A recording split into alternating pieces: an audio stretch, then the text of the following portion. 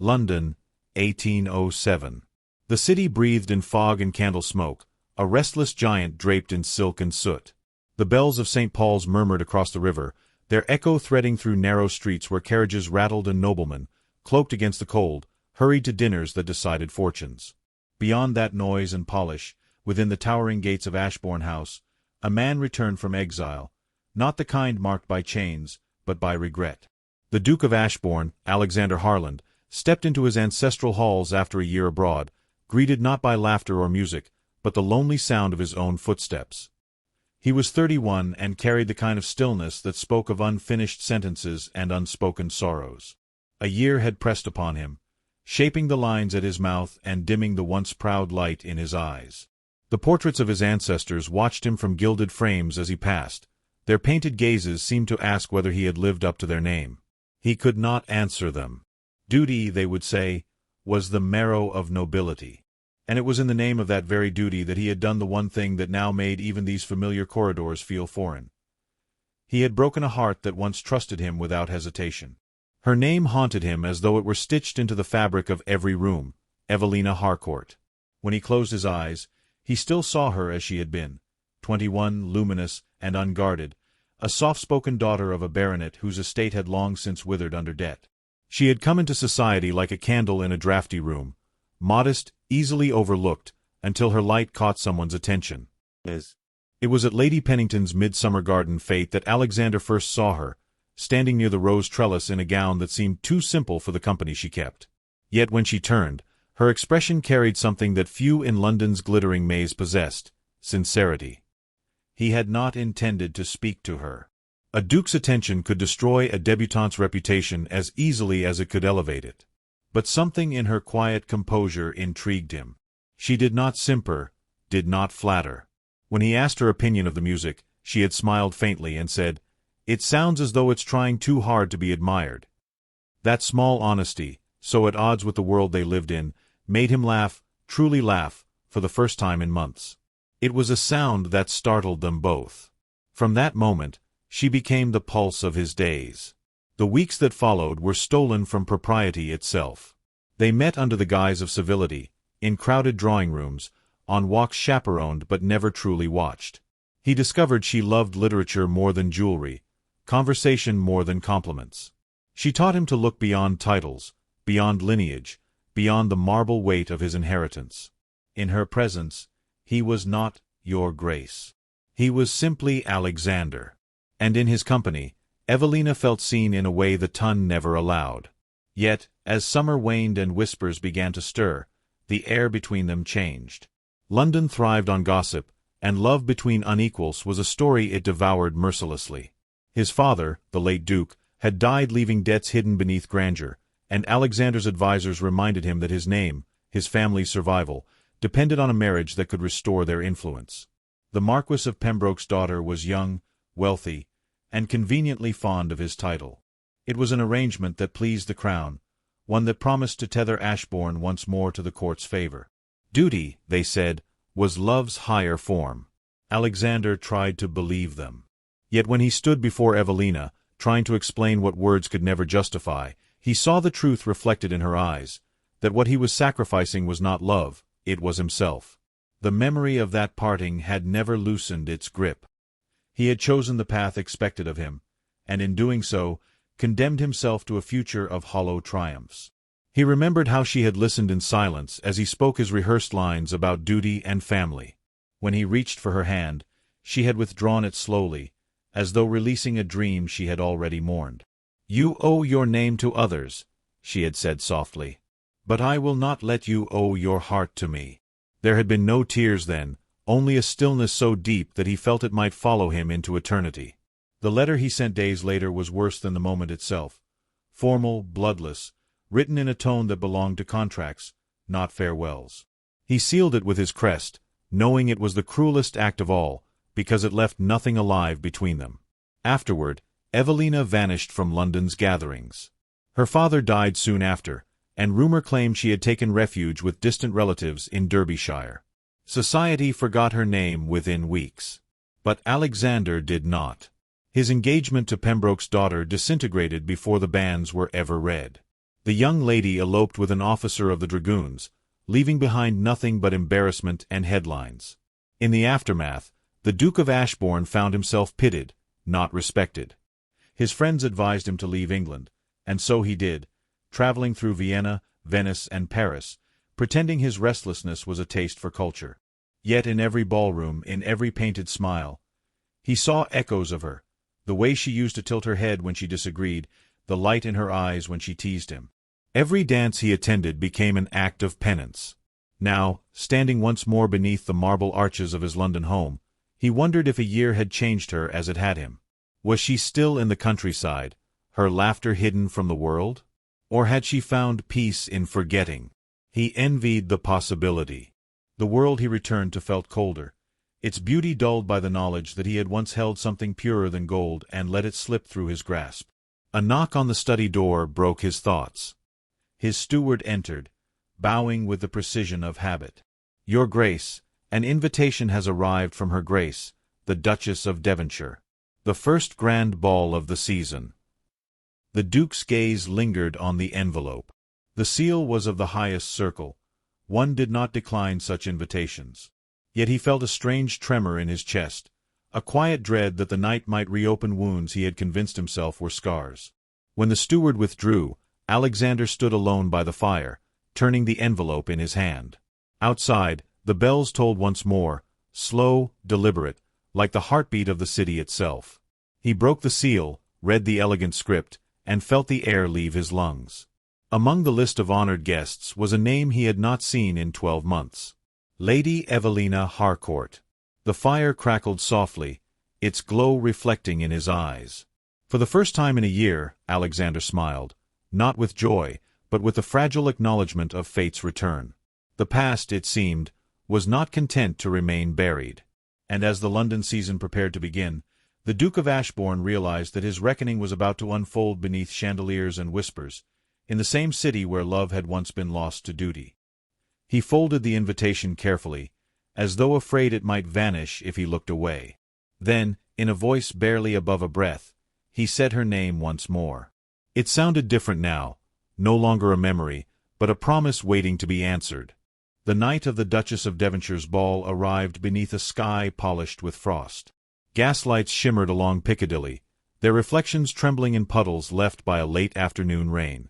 Inside the grand townhouse, the world of England's elite assembled, lords and countesses, poets in powdered wigs, generals with ribbons across their chests. Music drifted like perfume from the orchestra gallery, violins trembling with the cadence of a new waltz from Vienna. To those who belonged to this realm, the evening was a ritual of splendor. To the Duke of Ashbourne, it was a trial dressed in silk. Alexander entered the ballroom with his expression carefully arranged, a portrait of grace honed by years of expectation. His reputation, once bruised, had recovered in whispers. The ton loved redemption stories, even half-true ones. As he exchanged polite bows and murmured courtesies, he felt the weight of countless gazes upon him. His tailored black coat, his composure, even his smile, each detail restored the illusion that he was a man untouched by sentiment. Yet beneath that veneer, his thoughts were restless, circling the same name like a moth against glass. He had convinced himself that her presence here was coincidence, that she, if she had truly returned, would keep to the corners of the room, unnoticed. But fate seldom dealt so gently. The ballroom glittered as though each candle conspired to dazzle the guests into forgetfulness. Crystal chandeliers cast their rain of light over the gowns that bloomed in shades of rose, sapphire, and ivory. The air smelled of roses, wine, and ambition. When the Duchess herself made her entrance, the crowd parted like scripture. Beside her walked a young woman in a gown of pale pearl silk, her figure poised, her bearing unshaken by the hundreds of eyes that turned toward her. Conversation stilled as if an invisible hand had pressed upon every tongue. The Duke's breath caught, and for a heartbeat, sound vanished. Evelina Harcourt stood where he could not look away. Time had not diminished her, it had refined her into something untouchable. The timid debutante, he remembered, had become a woman of quiet command. Her hair, once worn loosely in curls, was now arranged with deliberate elegance, adorned by a single diamond comb. Her eyes, those same soft gray eyes, no longer searched the crowd for approval. They seemed to see through it. If heartbreak had ever claimed her, it had left no trace. Instead, she moved with the confidence of someone who no longer owed the world an apology. Alexander's glass slipped from his fingers and shattered against the marble. The sound cracked through the silence, startling the nearest guests. Every head turned. He muttered an apology, his voice controlled but low, and knelt briefly to recover his composure. When he rose again, she was already gliding past the crowd, greeting the prince's cousin with a measured curtsy. Her laughter, a soft, melodic note, cut through the tension like sunlight through fog. It was as though the universe had decided to remind him, with merciless clarity, of what he had lost. He spent the next hour moving among conversations he did not hear. Each toast, each compliment, blurred into a haze of meaningless civility. Every time he turned, he found his eyes drawn to her. She did not once look his way. He could not decide whether that indifference was cruelty or grace. When she danced, he noticed the precision of her steps, the unbroken line of her posture. He remembered teaching her the waltz once, in the garden of Ashbourne House, when their laughter had echoed through the hedges. The memory stung like a reopened wound. Now, another man's hand rested lightly at her waist, a viscount young enough to be bold and foolish enough to believe her smile meant invitation. A murmur of admiration rippled through the crowd. The Duchess herself watched Evelina with a kind of maternal pride, her fan fluttering lazily as if to say, "I have chosen my protégé well." Alexander, meanwhile, felt every moment as a punishment exquisitely designed. It was not jealousy he felt, it was something heavier, quieter. The weight of recognition that she had built a life in which he no longer existed. When their paths finally crossed near the terrace, it was by accident. She turned, holding a crystal glass, and found herself face to face with him. For a moment, the air seemed to still again, though the music continued behind them. He bowed slightly, every word rehearsed and useless. "Lady Evelina." Her curtsy was flawless, her tone polite. "Your Grace." Nothing more. Not a flicker of emotion crossed her face. She might have been greeting a stranger. The formality of her voice stung more than anger ever could. He searched for something to say, some apology long prepared but impossible to voice. Yet her composure silenced him. She inclined her head, a gesture as final as a door closing, and stepped past him toward the garden. He stood where she had left him, his pulse unsteady. The orchestra's next piece began, and laughter swelled again, as though society had collectively agreed to forget that moment. But he could not. For the first time, Alexander saw himself as others must have, a man defined by his decisions, stripped of the illusions that once justified them. The grandeur of the room mocked him. Every chandelier, every polished marble column, felt like a monument to the emptiness he had built around himself. Later in the evening, he withdrew to the edge of the crowd, standing beneath a portrait of the Duchess's late husband. From there, he watched Evelina dance once more, this time with the prince's cousin. Her poise did not falter, her smile never wavered. Yet, as she turned, her eyes caught his for the briefest instant. In that glance, fleeting as a candle's tremor, he saw something that made his breath falter. Not affection, something deeper, more elusive. Understanding. And perhaps, behind it, a memory she refused to acknowledge aloud. He lingered until the last dance was called. When the orchestra played the final waltz, the Duchess's guests paired off, the room spinning in a tapestry of color. Evelina declined every invitation for that dance. Instead, she stood near the balcony doors, watching the chandeliers flicker. The Duke hesitated, torn between pride and yearning, but remained where he was. He knew that one more intrusion would turn repentance into sumption. And so he stayed at a distance, honoring the silence that had grown between them like sacred ground. When the clock struck midnight, carriages began to line the street. The night air carried a chill that smelled faintly of lilac and smoke. Alexander watched as Evelina's carriage approached the steps. She accepted the Duchess's farewell with gratitude, her voice serene. The Duke moved toward the doorway, driven by something he could not name. Yet before he reached her, she had already stepped inside, her gloved hand resting on the carriage window. Their eyes met once more, just long enough for him to bow, and for her to incline her head in acknowledgment. Then the horses moved, and the wheels carried her away into the fog. He stood on the steps long after she was gone. The murmurs of farewell faded behind him, and the city's mist closed around the night. The silence that followed was not absence, it was awe. Every soul in that ballroom would remember her entrance, her composure, the way even the prince's laughter had paused. But for Alexander, that silence meant something else entirely. It was the sound of reckoning, the moment he understood that love could survive without him, and that forgiveness, if it came, would be hers to bestow, not his to request. The carriage wheels vanished into the dark. He turned back toward the ballroom, where the candles were dying one by one, their flames trembling before surrendering to smoke. Somewhere deep inside, a single thought formed with quiet certainty. The story between them was not over. Not yet.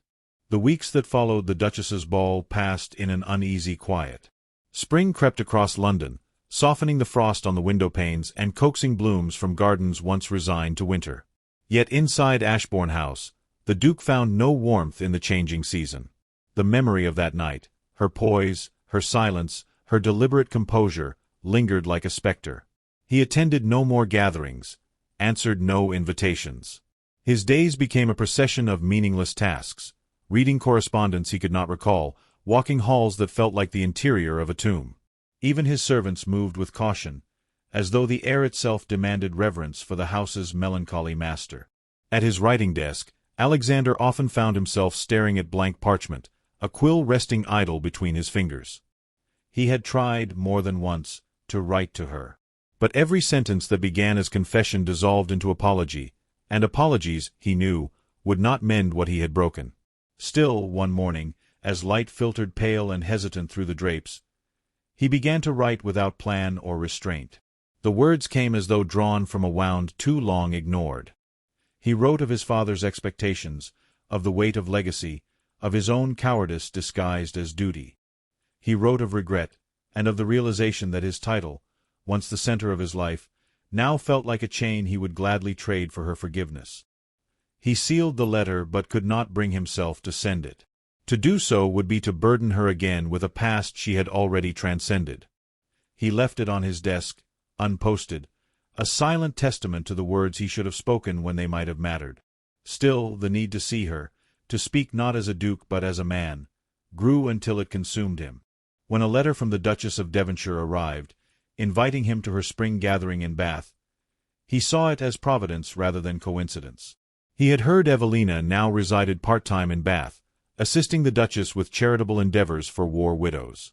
It was enough to draw him from his self-imposed exile. Bath in April shimmered with sunlight and gossip. The assembly rooms hummed with music, and the terraces along the Crescent were lined with carriages gleaming under clear skies. Alexander's arrival caused no stir. The Tun had long moved on to newer scandals. For him, this anonymity was a relief. He sought not admiration but absolution. The Duchess greeted him with her customary grace, though her eyes, perceptive and wry, seemed to study him more deeply than courtesy required. When she spoke of Lady Evelina, her intelligence, her charity, her influence, her tone carried quiet pride, but also warning. "She has built herself a life of substance, Your Grace," the Duchess said softly. "If you mean to disturb it, be certain your reasons are worthy." That night, beneath a sky of early summer stars, the Duchess's guests wandered through her gardens, perfumed with wisteria and night-blooming jasmine. Lanterns floated among the hedges like captured fireflies. Music drifted from the open doors of the ballroom, but Alexander did not join the dancing. He walked alone along the gravel path, the sound of his footsteps muffled by the hush of the evening. And then, near the marble fountain where lilies floated on mirrored water, he saw her. Evelina stood beneath the flowering vines, her gown of soft blue silk rippling faintly in the breeze. She was speaking with a young widow, her tone gentle, her expression thoughtful. When the woman departed, Alexander remained where he was, uncertain whether to approach. But Evelina turned before he could decide, as though she had sensed him all along. The surprise in her eyes was fleeting, replaced by calm composure. "Your Grace," she said, her voice even. "You seem to prefer gardens to ballrooms." He managed a smile, faint and unsteady. "Ballrooms no longer offer much comfort." "Nor did they ever," she replied, glancing toward the music drifting from the house. "They are theaters where affection is often performed, never felt." Her words cut gently, but truth lay within them. He took a few steps closer, stopping at a respectful distance. "I have wanted to speak with you," he said quietly. "Not to beg forgiveness. Only to be honest." Evelina regarded him with the serenity of someone who had learned the futility of anger. "Honesty is a fine ambition," she said. "One wonders why it so often arrives after everything else has gone." "I was a coward," he said simply. "I thought I could live without you. I believed duty would sustain me, that I could honor my father's memory by following his path. But it was not his path, it was his fear. And I walked it as though it were destiny." She looked at him for a long moment. The sound of the fountain filled the silence between them. When she finally spoke, her tone softened, not with affection but with understanding. "You chose as you were taught. We all do, until life teaches us differently." He bowed his head, the weight of humility foreign yet liberating. "If I could change one moment, just one, it would be the day I let you go." Evelina's gaze drifted toward the lanterns above them, the light reflecting like tears in her eyes though none fell. "You did not let me go," she said. "You released me to become someone you could never have made me. For that, I no longer grieve." The honesty in her voice struck him more deeply than reproach ever could. He realized then that love, in its truest form, had never been possession. It was the courage to wish the other free. From the ballroom came the sound of a new melody, slow and wistful. Guests began to spill into the garden, laughing softly, their silhouettes golden beneath the lanterns. Alexander extended his hand, not commandingly, but as a question. "May I have this dance?" Evelina hesitated only a breath, then placed her gloved hand in his. They moved to the rhythm of the distant orchestra, their steps measured, their silence eloquent. It was not the dance of lovers reclaiming passion, but of two souls acknowledging what had once been whole. He felt the tremor of her hand, the calm steadiness of her gaze. They did not speak of the past, nor of the future. The moment itself was enough, a requiem for what might have been. As the final notes faded, they stopped. Evelina withdrew her hand gently. "This is where we part, Alexander," she said, using his name for the first time since their parting. "Our story has already found its ending, but endings can be kind if one accepts them." He bowed, the gesture deep, almost reverent. "You have given me more grace than I deserve." "Perhaps," she said, a faint smile touching her lips, "but not more than I wish to give." When she turned and walked away, he did not follow. Her figure disappeared into the lantern light, the wisteria swaying gently in her wake. For the first time since their separation, he felt peace, not possession, a quiet clarity that forgiveness was not always spoken aloud but lived in the letting go. Years later, those who remembered that evening still spoke of the Duke and Lady Evelina, of the waltz beneath the stars and the silence that followed. She would go on to marry a kind widower who admired her mind as much as her grace. He would remain unwed, his life devoted to charitable works begun in her honor. But when her name was mentioned in drawing rooms or whispered in gossip, conversation always faltered, as if even time itself paused to listen. There were silences, they said, that spoke louder than words, and among them was the one shared by the Duke and the lady he once lost to duty, and regained only in understanding. For in that fleeting moment beneath the wisteria, love ceased to be a wound and became something enduring, unclaimed yet eternal.